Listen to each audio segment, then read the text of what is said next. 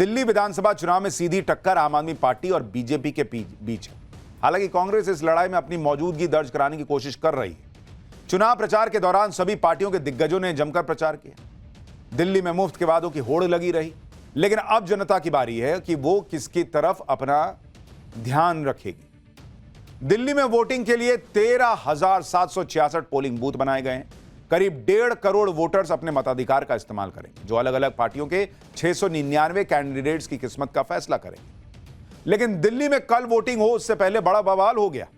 केजरीवाल ने चुनाव आयोग की कुंडी खड़का दी।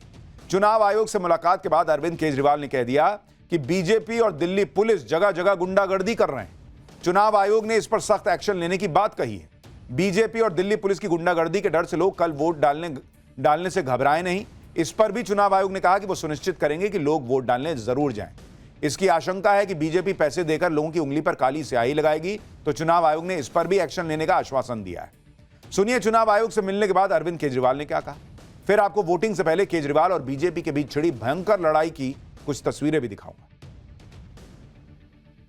चुनाव आयोग को कई सारे ऐसे मामले बताए जहां जिसकी वजह से जगह जगह हिंसा हो रही है, गुंडागर्दी हो रही है, कैसे दिल्ली पुलिस का इस्तेमाल करके गुंडागर्दी करवाई जा रही है। कई सारे इंसिडेंट्स बताए।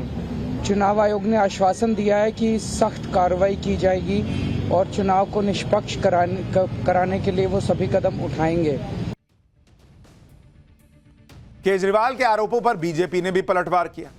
बीजेपी ने दावा किया कि केजरीवाल वोटिंग से पहले घबराए हुए हैं, इसलिए वो कभी चुनाव आयोग के दरवाजे जा रहे हैं, कभी भगवान को याद कर रहे हैं।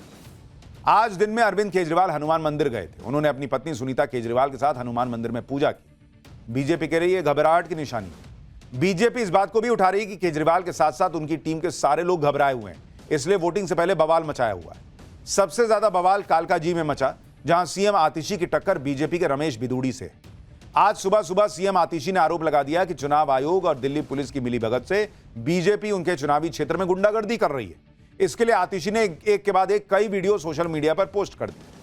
आतिशी ने एक तस्वीर शेयर करते हुए लिखा, तस्वीर में दिख रहे शख्स को रमेश बिदूड़ी का भतीजा बताया और आरोप लगाया कि कालकाजी का वोटर न होते हुए भी वो प्रचार खत्म होने के बाद भी कालकाजी में घूम रहे हैं। आतिशी ने आरोप लगाया कि शिकायत के बावजूद पुलिस ने रमेश बिदूड़ी के रिश्तेदार की गाड़ी को बिना जांच के जाने दिया। इसके बाद आतिशी ने वीडियो शेयर करते हुए दावा किया कि जो लोकल लड़का इस घटना का वीडियो बना रहा था, पुलिस उसे ही पकड़कर लात मारते हुए लेके गई। आतिशी ने इस घटना का एक वीडियो भी शेयर किया, जिसमें वीडियो बनाने को लेकर पुलिस इंस्पेक्टर की एक शख्स से बहस होती भी नजर आ रही है। कालकाजी में हुए इस बवाल के बाद सीएम आतिशी के खिलाफ चुनाव आचार संहिता के उल्लंघन का केस दर्ज हो गया, जिसे आतिशी ने एक तरफा कार्रवाई बताया। आतिशी के आरोपों पर बीजेपी ने भी पलटवार किया। सुनिए पूरे मामले पर सीएम आतिशी और रमेश बिदूड़ी दोनों क्या कह रहे हैं। उल्टा चोर कोतवाल को डांटे।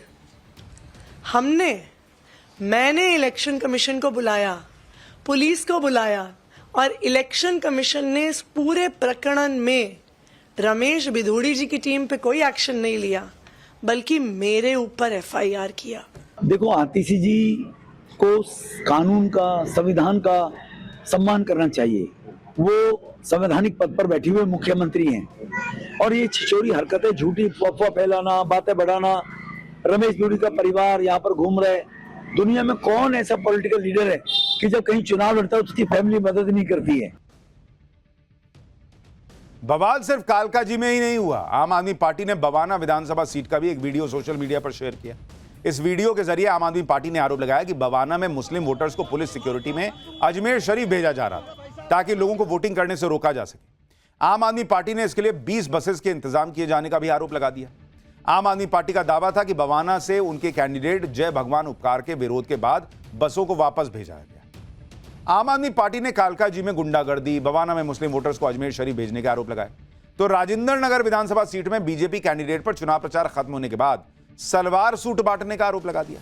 आम आदमी पार्टी ने सोशल मीडिया पर जो वीडियो जारी किया, उसमें एक गाड़ी में सलवार सूट रखा हुआ दिखाई दे रहा है। आम आदमी पार्टी ने इस सीट से बीजेपी कैंडिडेट उमंग बजाज पर वोट के बदले सूट और पैसे बांटने का आरोप लगाया। यही नहीं, राजेंद्र नगर सीट से आम आदमी पार्टी के कैंडिडेट दुर्गेश पाठक ने आरोप लगाया कि शिकायत करने पर दिल्ली पुलिस ने आरोपियों पर कार्रवाई नहीं की। दिल्ली में वोटिंग से पहले अरविंद केजरीवाल ने चुनाव आयोग और दिल्ली पुलिस के खिलाफ मोर्चा खोला, तो इसमें उन्हें इंडी गठबंधन के साथी अखिलेश यादव का साथ मिला। अखिलेश यादव ने भी आरोप लगा दिया कि चुनाव आयोग बीजेपी के इशारे पर काम कर रही है। पहले अखिलेश यादव को सुनिए, फिर बताऊंगा दिल्ली में चुनाव में इंडी अलायंस की पार्टियों के बीच बन रहे गठजोड़ की तुलना बीजेपी ने चाउमीन से क्यों कर दी और वो इसमें टी शर्ट और मफलर को क्यों ले आए।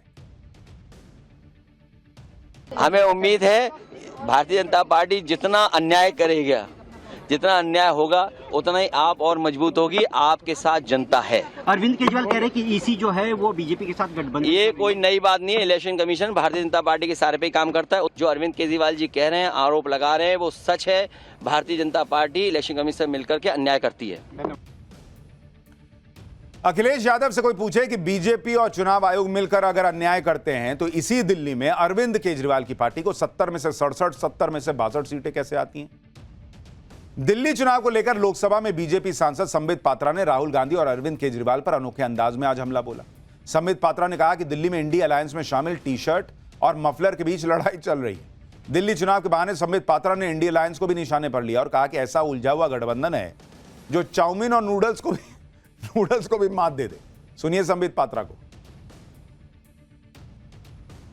कल दिल्ली का चुनाव है। अब इंडिया अलायंस को लेकर किस प्रकार की भ्रामक स्थिति बनी हुई है आप देखिए। नाम लेना मना है, इसलिए बिना नाम लिए ही मैं बता देता हूं। टी शर्ट और मफलर के बीच लड़ाई चल रही है। टी शर्ट ने कहा है, उन्होंने एक नई तरीके की राजनीति की बात की थी, माने मफलर ने उन्होंने एक नई तरीके की राजनीति की बात की थी। खंबे पर चढ़ गए थे स्वेटर पहनकर, छोटी सी गाड़ी में आया था। कौन सी गाड़ी थी? एल्टो थी। तो किसी ने पीछे से कहा नहीं वैगनार। अच्छा, वैगनार से आए थे और सीधे शीश महल में जाके पार्किंग हुई है उनकी, सीधे शीश महल में। सबसे बड़ा घोटाला, शराब घोटाला किया है, ऐसा नेता प्रतिपक्ष ने आम आदमी पार्टी के लिए भरे सभा में कहा है। और मफलर भी पीछे नहीं हटे, मफलर ने भी अटैक किया है। मफलर ने भी कहा है टी शर्ट को कि टी शर्ट और टी शर्ट के जीजाजी, ये दोनों नेशनल हेराल्ड केस में जेल के अंदर चक्की पीसने चाहिए। ये टी शर्ट और टी शर्ट के जीजाजी बाहर कैसे? गजब ही चल रहा है। टी शर्ट मफलर कौन क्या बोल रहा है। आम आदमी पार्टी की तरफ से ताबड़तोड़ आरोपों के बीच चुनाव आयोग और दिल्ली पुलिस ने दिल्ली में निष्पक्ष चुनाव के लिए पुख्ता इंतजाम का दावा किया है। वोटर्स को मदद का भरोसा दिलाने के लिए दिल्ली में अलग अलग जगहों पर दिल्ली पुलिस के साथ ही पैरामिलिट्री फोर्सेस के जवानों ने फ्लैग मार्च भी किया। चुनाव आयोग के मुताबिक वोटिंग के दौरान कोई गड़बड़ी ना हो, इसके लिए चुनाव के दिन सीआरपीएफ की 220 कंपनियां तैनात रहेंगी। होमगार्ड के 9000 जवानों को ड्यूटी पर लगाया गया है। दिल्ली पुलिस के 35,000 से ज्यादा जवानों की भी तैनाती हुई है।